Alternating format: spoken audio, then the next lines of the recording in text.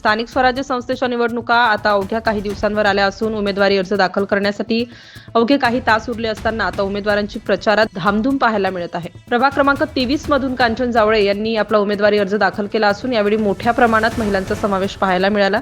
सर्वसाधारण महिला प्रवर्गासाठी कांचन जावळे यांनी आपला उमेदवारी अर्ज दाखल केला असून यावेळी महिलांची मोठी गर्दी पाहायला मिळाली। यावेळी पत्रकारांशी बोलताना कांचन म्हणाल्या की मला जर जनतेने निवडून दिले तर सर्वप्रथम काम माझे महिलांना सक्षमीकरण करण्याचे असून पहिले काम मी महिलांसाठी करणार असल्याचं त्या म्हणाल्या। त्याचबरोबर गेल्या अनेक वर्षापासून माझं परिवार हे भाजपाचे काम करत असून महिलांना नेहमीच भाजपा न्याय देत आहे, त्यामुळे भाजप मला उमेदवारी देईल असा विश्वास देखील त्यांनी व्यक्त केला।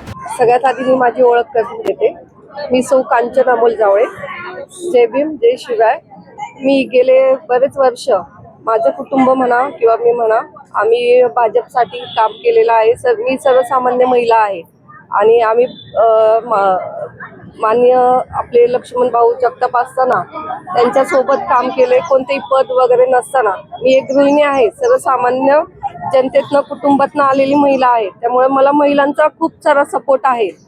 त्यांच्या भरोश्यावर मी आज भाजपकडनं तिकीट मागत आहे आणि नक्कीच भाजपनी कधीही महिलाला कोणत्याही ह्याच्यात कमी लेखलेले नाहीये आणि त्यांनी नेहमी त्यांना पुढे जाण्याची संधी दिलेली आहे आणि मला विश्वास आहे की मी एक सुशिक्षित उमेदवार म्हणून ते मला पुढे जाण्याची आणि तिकीट नक्कीच देतील ही मी ग्वाही देते। महिलांचं सगळ्यात आधी महिलांचं सक्षमीकरण, महिलांसाठी स्वच्छतागृह, महिलांसाठी जी घरं असतात ती महिलांसाठी एक मंदिर असतं त्याचं प्रॉपर्टी कार्ड हे मी महिलांना मिळवून देणार आहे। हे माझे सगळ्यात पहिली काम असणार आहे आणि त्या ह्याच्यावर मला महिला आज इथे सपोर्ट करायला उभ्या आहेत।